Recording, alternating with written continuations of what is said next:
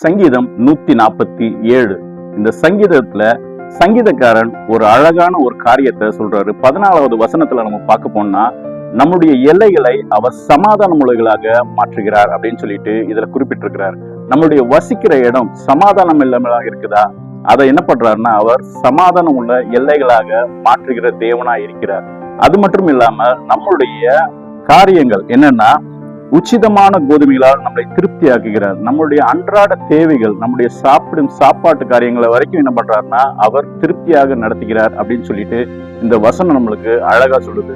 சங்கீதம் 90:14 பார்க்க போனா, கிருபைகளால் நம்மளை என்ன பண்றாருன்னா, அவர் திருப்தி ஆக்குகிற தேவனாய் இருக்கிறார் அப்படின்னு சொல்லிட்டு சங்கீதக்காரன் சொல்றாரு. அது மாத்திரம் இல்லாம 103வது சங்கீதம் 5வது வசனத்தை பார்க்க போனா, நன்மையினால் நம்மளை என்ன பண்றாருன்னா திருப்தியாக்குகிற தேவனா இருக்கிறார். நன்மையான காரியங்களை நம்மளுக்கு செய்து அதுல திருப்தியாக்குகிற தேவனாயும் அவர் இருக்கிறார்.